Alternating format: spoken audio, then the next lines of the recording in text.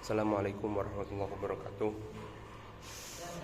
Alhamdulillah, alhamdulillahilladzi amarna bil ibadah wassalatu wassalamu ala Rasulillah wa ala alihi wa sahbihi wa mawalah amma ba'du.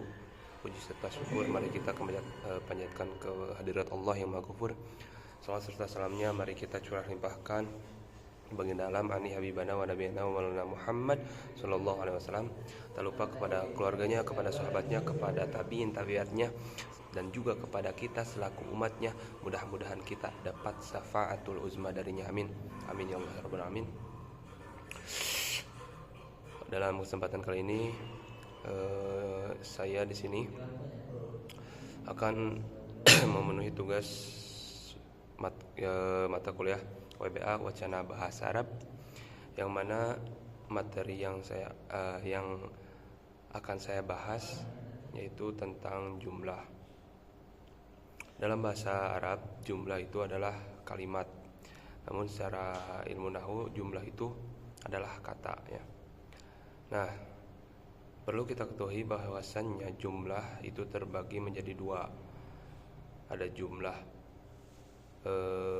jumlah ismiyah dan ada jumlah fi'liyah. Nah, jumlah ismiyah dan jumlah fi'liyah ini termasuk ke dalam khobar ghair mufrad. Nah, khobar ghair mufrad ya gitu. Dan juga khobar itu terbagi menjadi dua, ya. Perlu kita ketahui juga khobar itu terbagi menjadi dua. Ya, ada khobar mufrad dan ada khobar ghair mufrad. Nah, khobar ghair mufrad ini terbagi lagi, yaitu khobar ghair mufrad ini isinya itu ada jumlah. Yang pertama ada jumlah, yang mana jumlah itu terbagi dua, ada jumlah ismiyah dan fi'liyah. Dan ada juga sibhul jumlah, yang mana isi dari sibhul jumlah itu ada dua, ada jar majrur dan dzaraf. Jadi kalau dijumlahkan ada empat isi dari khobar ghair mufrad ini, yaitu jumlah jumlah ismiyah dan fi'liyah, dan juga sejumlahan jar majrur dan dzaraf atau idofat. Nah, tadi ngebahas dulu tentang khobar. Khobar itu ada dua, khobar mufrad. Nah, apa itu khobar mufrad? Definisi dari khobar mufrad adalah malaisa jumlatan wala sabihan bil jumlah. Secara ilmu nahwu, bahwasanya khobar mufrad adalah adalah perkara atau kalimat yang tidak dibuat dari jumlah atau sibhul jumlah serupa yang menyerupai jumlah. Contoh seperti qaimun. Apa jaidun qaimun? Jaidun mubtada, qaimun khobar. Nah, yang jadi contoh yaitu lafaz qaimun. Lafaz qaimun ini di sana khobarnya khobar mufrad dikarenakan tidak dibuat dari jumlah, dibuat dari jumlah ismiyah, fi'liyah, sejumlahan itu, dan juga tidak dibuat dari sibhul jumlah, yaitu jar majrur dan dzaraf. Jadi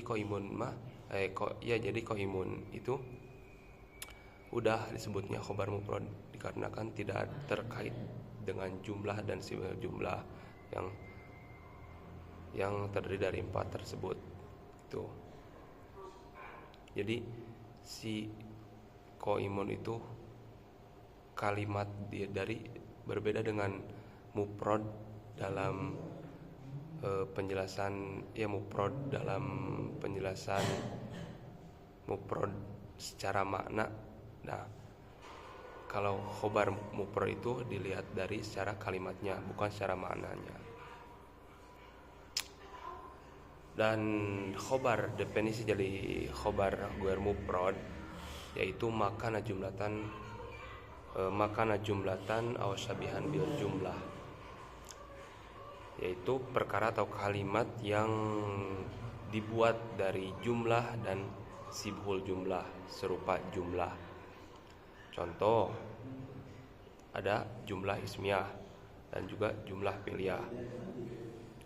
Nah, jumlah ismiyah Contohnya itu Zaidun jariyatuhu dahibatun. Nah, kalau jumlah ismiyah itu dibuat dengan sejumlahan isim, yang mana diawali dengan isim. Jumlahnya itu dibuat dengan isim, ya dengan isim gitu. Contoh, Zaidun jariyatuhu dahibatun. Zaidun mubtada jariyatuhu dahibatun. Zaidun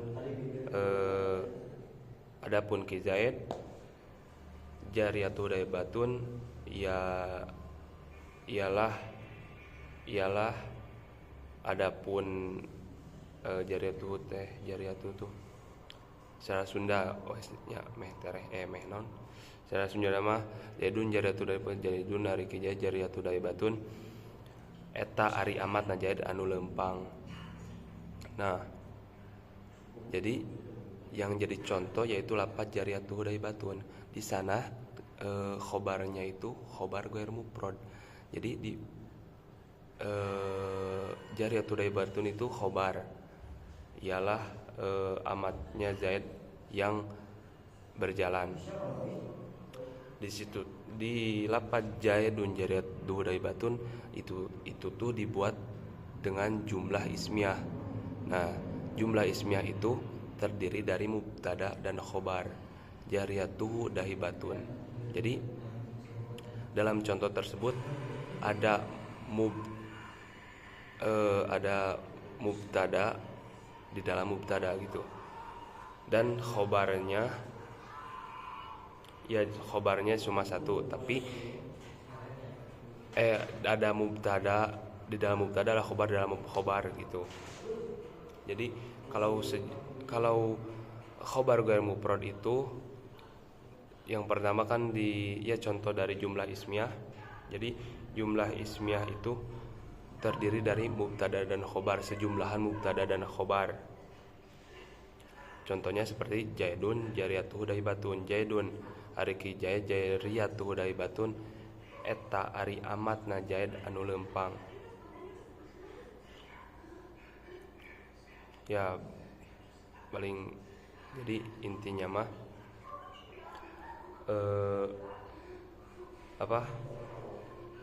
khobar ghair mufrad yang dibuat dari jumlah ismiyah yaitu terdiri dari sejumlahan mubtada dan khobar.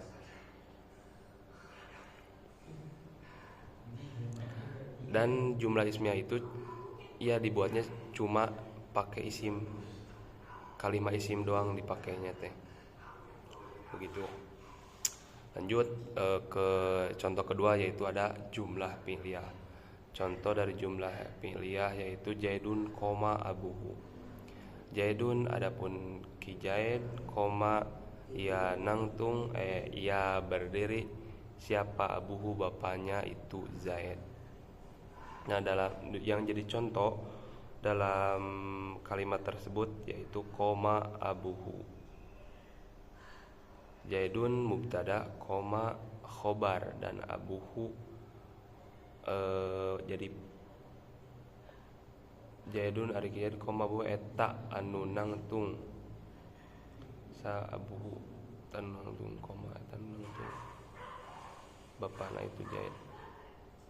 Nah, di dalam koma abuhu itu khobar ghair mufrad dikarenakan si khobarnya teh dibuat dari jumlah fi'liyah koma abuhu.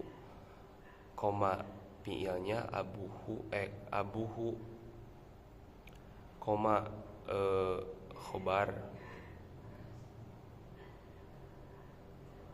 Ya, jadi sejumlahan fi'il dan fa'il, terdiri dari fi'il dan fa'il. Namun dalam contoh ini fa'ilnya itu dibuat dengan fa'il isim dohir. Fa'il isim domir. Jadi fa'ilnya itu mustatir yang balik ke Zaid. Jadi intinya kalau khobar ghair mufrad yang dibuat dari jumlah fi'liyah yaitu terdiri dari sejumlahan fiil dan fa'il.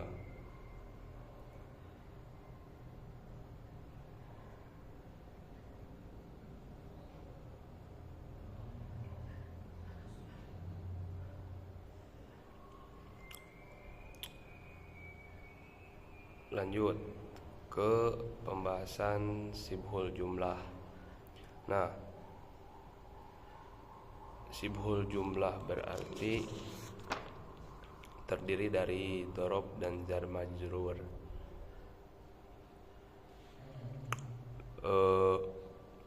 Nah, sibhul jumlah itu termasuk juga ke dalam khobar ghair mufrad.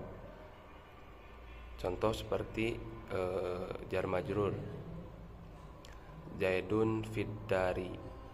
Nah, adapun ki Zaid fid dari ialah di dalam rumah.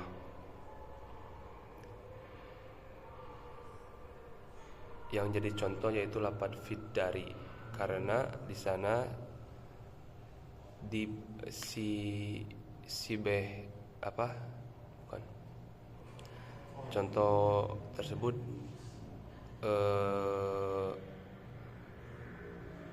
khobarnya ghair mufrad dikarenakan dibuat dari serupa jumlah atau yang menyerupai jumlah,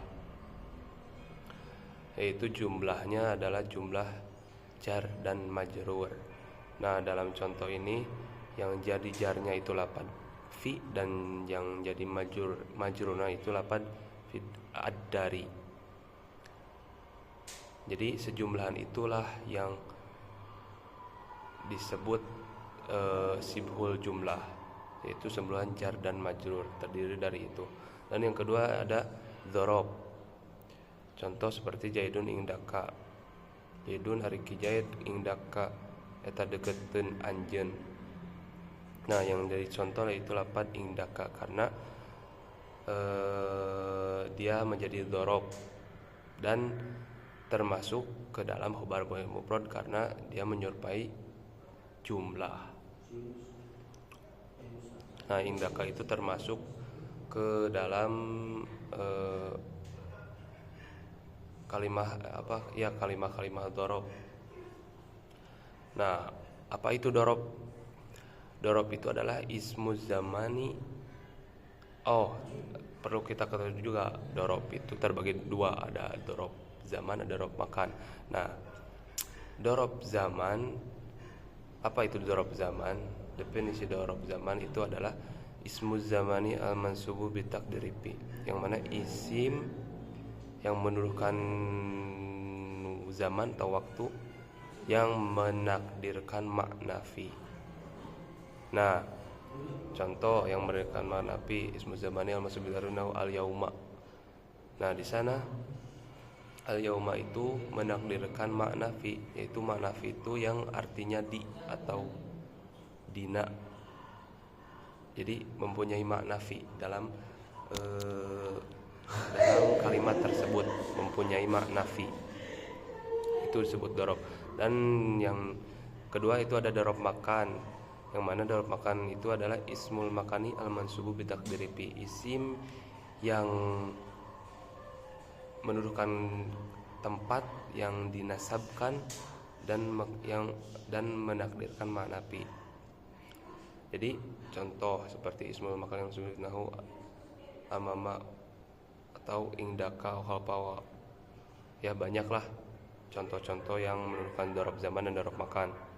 Nah, di sini indaka yaitu menuduhkan, yaitu dhorobnya dhorob makan karena menuduhkan tempat, seperti itu. Nah, dhorob juga dhorob itu termasuk ke dalam isim yang dinasabkan. Jadi dhorob mah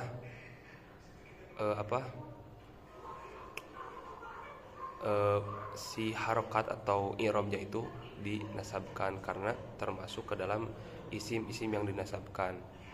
Dan banyaklah selain indaka, ada juga ya